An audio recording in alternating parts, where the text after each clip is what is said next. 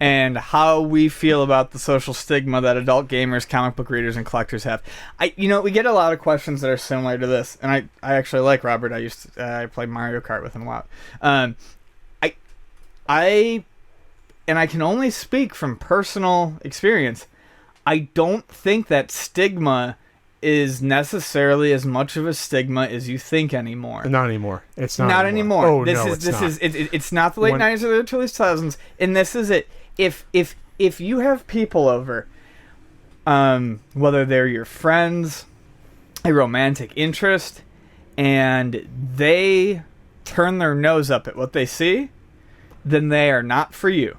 Mm-hmm. But the truth is, I have had plenty of people over, before I married Vonnie, or friends who would come over and they would see it and they would look at it. They might ask a couple questions about it, and then we'd move on to whatever we planned on doing that day. Sure. It's just not weird anymore. I don't really think there's a stigma.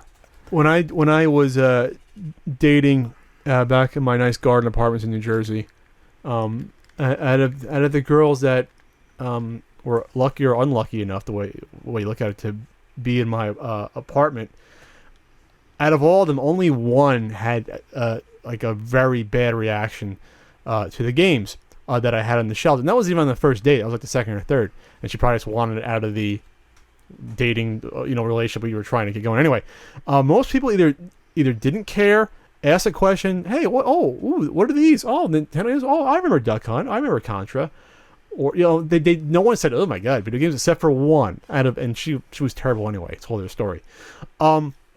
When you go to Comic-Con nowadays, or anytime, it's not like quote unquote nerds and dweebs walking around. It's moms and dads and everyone. Frank and I marvel, especially Frank.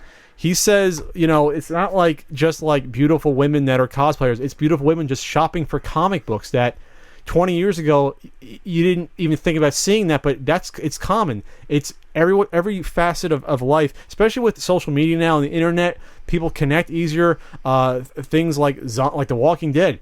That's zombie stuff. That's considered cool now. Yeah. That wasn't cool 20, 25 years ago. That was like, that's weird. Now it's like mainstream. It's just the whole game has shifted. Yeah. I would say this, Robert. I mean, I think the more you think about this perceived social stigma, and I don't think you really have this problem, but the more you think about this social stigma, the more it's going to rear itself, only because they're reading something off you. But really, like I said, whether it's a friend or a romantic interest, this is not 95 anymore. I was just at PAX East. I sit down to this big, huge 6'7" guy, and I look at him, I'm like, what the hell? Like, he doesn't look like the quote-unquote type that would be at a convention like PAX East. Then he's like, I play in the NFL. And I'm like, this is where we're at now. Yeah. You got playing in the NFL who likes anime stuff and video game stuff. That's, you know what I mean? Like, now, even though I was surprised, I'm not as shocked that I'd be like 15, 20 years ago hearing something like that. Whether everyone likes it or not is a different thing, but games, comic books, collections, these are not things that normal people are going to frown on you for having. Sure. I don't think.